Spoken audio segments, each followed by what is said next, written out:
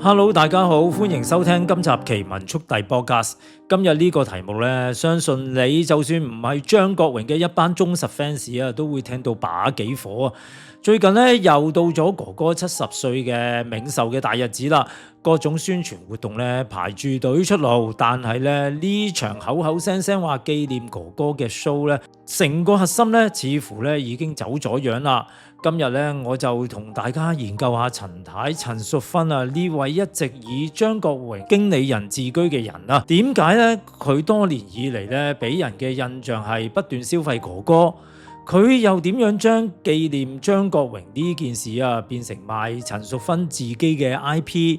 我順便喺度提出幾個疑問啦，等大家自己諗下呢位前經理人啊究竟咩葫蘆賣咩藥？係咪外間所講所謂嘅發死人財呢？定係不斷消費哥哥換取自己嘅人氣呢？定係佢係真心去悼念呢？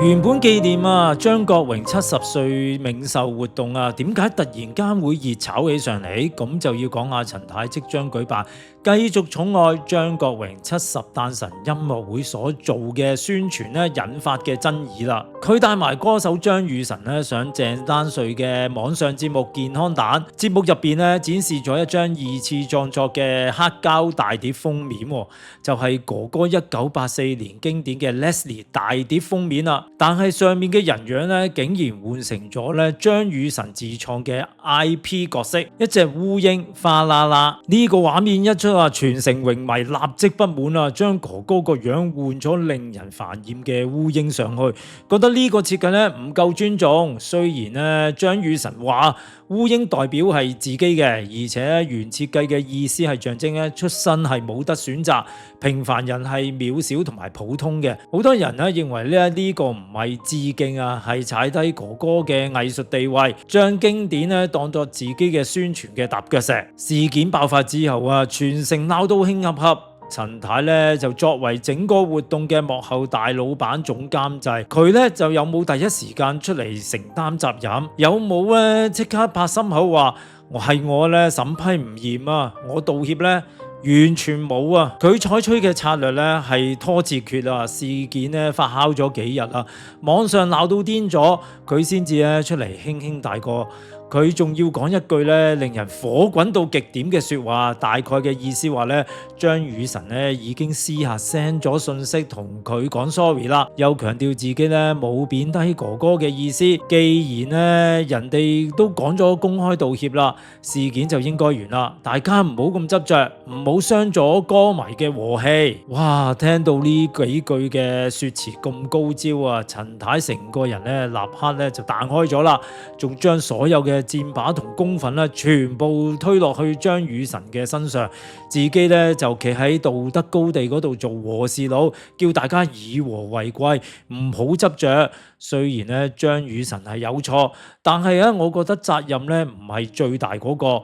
如果冇你陳淑芬喺背後開綠燈冇你喺錄影廠嗰陣表現到拍爛手掌咁欣賞冇你咁樣默許甚至主導呢個宣傳方向借個膽俾張雨晨佢夠唔夠膽咁樣去搞哥哥嘅經典封面？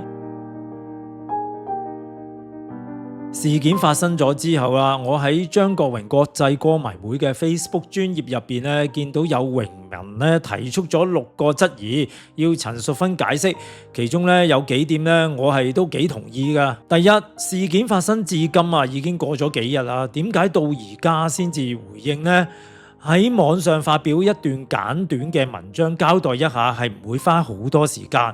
係咪打算俾呢個歌手承擔全部嘅責任，以此試探係咪可以平息公憤？第二，你哋係咪接觸咗張雨晨並提議或者要求佢利用其筆下嘅烏蠅卡通角色向哥哥致敬，仲要意圖將其製作成紀念品賣給俾榮迷？第三，你哋錄影前係咪已經睇個設計，所以咧喺影片內介紹。第四啊，如果你哋唔認同呢個設計，點解冇將片段喺影片中刪除呢？又點解啊鏡頭前咧表現得咁欣賞？第五啊，張雨晨啊表示嗰隻烏蠅係代表佢自己啊，而你哋又話知道同認同嘅，咁樣佢將自己代入哥哥嘅唱片封套，係咪表示佢啊要代替哥哥嘅地位？而你哋都接受呢？第六啊，嗰隻烏蠅啊係張雨晨咧經營嘅一盤生意啊，用烏蠅嚟製作哥哥嘅紀念品啊，無疑係幫佢宣傳。而你哋係咪佢嘅生意拍檔呢？呢六條問題都問得非常之好啊，但可惜咧，公眾咧等唔到合理解釋，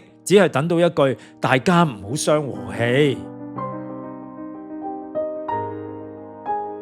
近年啊，陳淑芬啊搞出嚟嘅 Fun Cafe 啊，同埋 Fun Space 啊，表面上咧包裝得幾咁偉大，幾咁有社會責任，話佢啊用社企嘅模式營運，請康智會會員啊同特教畢業生，延續咧哥哥生前嘅行善精神，仲話咧扣除咗開始嘅收益之後啊，就會建立咧張國榮紀念館同埋設立銅像，話要喺2028年咧實現歌迷嘅心願。聽落係咪好感動呢？好似好有愛心呢？但大家咧有冇一個感覺呢？佢似啊自己做 show 多啲呢？當你入到去 Fun Space 望下，眼見之處係乜嘢？係大量嘅分字標記啊，陳太自己嘅品牌視覺，自己嘅策展風格，哥哥張國榮嘅元素咧變咗做襯托呢個商業空間嘅背景板。以前嘅紀念活動咧係 focus 喺哥哥嘅藝術成就啦、歌聲同埋留低嘅電影啊，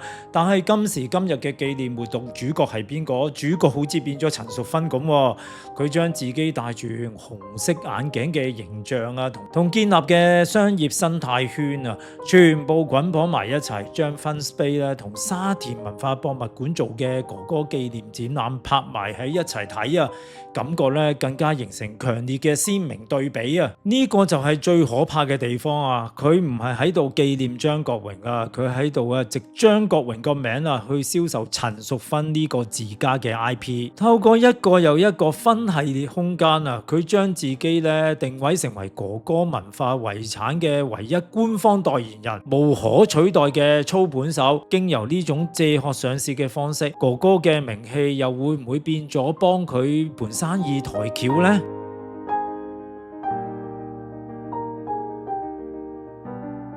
其實呢種發死人財嘅質疑啊，根本咧唔係今日先至開始噶啦。時間翻轉頭啊，去到2013年啊，嗰陣咧係張國榮逝世10週年啊。陳太當時咧搞咗一系列驚天動地嘅紀念活動啊，除咗大型嘅展覽之外咧，仲搞咗2場咧極之轟動嘅大型演唱會啊。當時活動啊搞到有聲有色，全城矚目。不過啊，當時嘅坊間同多家嘅中港傳媒啊，例如人民網咧，都提出質疑啊！當時咧有傳聞係指咧，單喺演唱會嘅門票收益啊，再加上大量嘅紀念品銷售啊，總收入咧隨時高達幾百萬甚至上千萬啊！而呢一大筆嘅錢啊，最終去咗邊度咧？做咗啲乜嘢咧？面對鋪天蓋地嘅質疑同追問啊，當時咧陳太係點樣嘅回應咧？佢非但咧冇第一時間公開盤數以正視聽啊，反而咧義正前面咁反駁啊，唔好用金錢咧衡量對哥哥嘅敬意。哇！呢句說辭咧高招到極限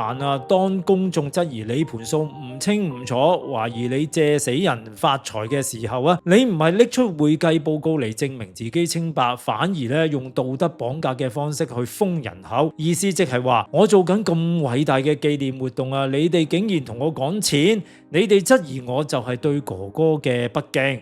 而最後啊，佢話我哋咧一定會公開帳目嘅，只係而家活動剛剛結束，一切咧需要時間去處理，而所得所有嘅費用咧，我哋係會進行咧慈善捐贈嘅。嗱，究竟佢有冇最後公開帳目呢？希望咧歌迷話我知。去到後來啊，2023年啊，哥哥逝世20週年嘅繼續寵愛20年音樂會啊，門票一樣係唔夠2個小時就全部賣晒啦，收益之龐大啊，大家可想而知啦。嚟到今日啊，2026年啦，面對70誕辰嘅籌備啊，套路咧係完全冇變㗎，一邊繼續用慈善、社企、起銅像、起紀念館啊呢啲偉大嘅旗號做包裝，另一邊廂嘅活動咧就係夾雜咗佢大量嘅個人宣傳啊，甚至連烏蠅二創嘅封面咧咁離譜嘅操作咧都做得出。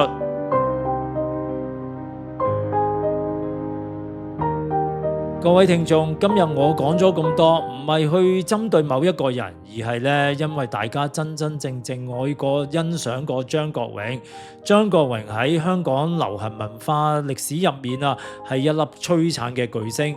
佢嘅才華、對藝術嘅執着同前衛啊，係香港人集體回憶重要嘅一部分。哥哥嘅名字一次又一次咁被利用、被解構、被包裝成為某啲人賺取商業利益同建立個人王國嘅工具啊！當年嘅唔好用金錢嚟去衡量對哥哥嘅敬意，今日聽落簡直係一句極之諷刺嘅黑色幽默。好啦，今日咧就同大家評論到呢度啦，多謝大家收聽今集嘅節目。究竟你對陳淑芬啊舉辦哥哥紀念活動咧有咩睇法呢？歡迎留言話我知，我哋下集再見，拜拜。